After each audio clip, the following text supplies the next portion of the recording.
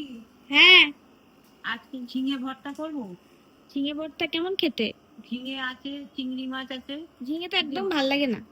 খেয়ে দেখ না, ভালো লাগবে, খেতে খুব দারুণ হয়। তাই? হ্যাঁ, চলো তাহলে আজকে বানাই। খেয়ে দেখ একবার। কি কি লাগবে সেইগুলো সবাই দেখে নাও।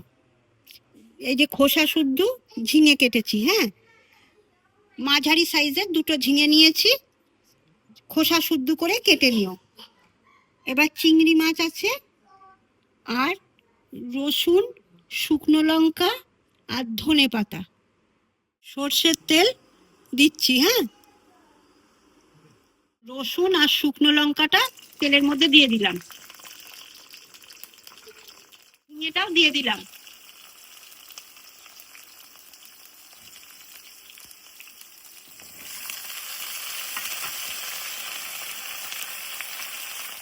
কিন্তু আমি নুন বা অন্য কিছু এখন দিচ্ছি না, এটা শুধু এখন নাড়িয়ে যেতে হবে। নাড়িয়ে যখন গোল্ডেন ব্রাউন মতন হয়ে যাবে তখন আমি আবার সব দেবো।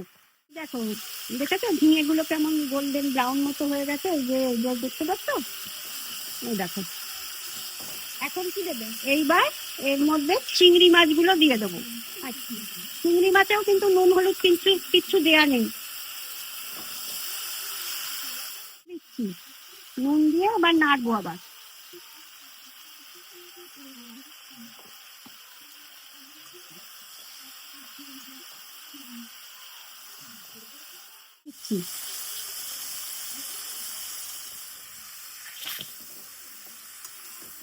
এবার একটু নেড়ে নিলাম তো, এইবারে এই ধনের পাতা কুচিটা দিয়ে দেবো।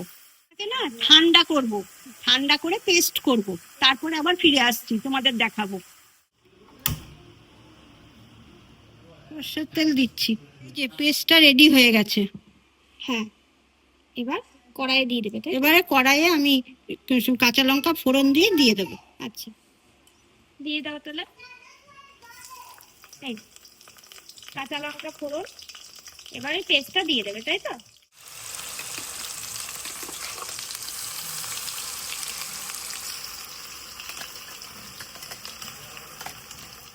জলটা না পুরো টানিয়ে নিতে হবে, নেড়ে নেড়ে একদম শুকিয়ে নিতে হবে। আর এই সময় যদি কারোর নুন টুন কম লাগে বা আর একটু ঝাল লাগে দিয়ে নিও। ভর্তাটা তাহলে রেডি হয়ে যাবে। হ্যাঁ, এই হলে ভর্তাটা রেডি হয়ে যাবে। জলটা শুকিয়ে নিতে হবে। জলটা শুকিয়ে গেলেই ব্যাস, শুকনো হয়ে যাবে। একটু সময় ধরে ধরে আস্তে আস্তে করবে। এই পর্যায়ে এসে গেছে, কালারটা দেখতে পাচ্ছ তো কেমন হয়েছে? হ্যাঁ, একটু ডিপ হয়ে গেছে। ডিপ হয়ে গেছে, জল শুকিয়ে গেছে। জল শুকিয়ে গেছে, এইবার নামিয়ে নেবে। এই দেখো আমার সব সাজানো রেডি হয়ে গেছে। হ্যাঁ, এরকম করে তোমরা করো। যারা ঝিঙে ভালোবাসো না তারাও ঝিঙের প্রেমে পড়ে যাবে। একটা লাইক আর কমেন্ট করে দিও যাতে আমরা উৎসাহ পাই। টাটা, আজকে এখানেই শেষ করলাম ভিডিও। আসছি পরবর্তী কোনো নতুন রেসিপি নিয়ে।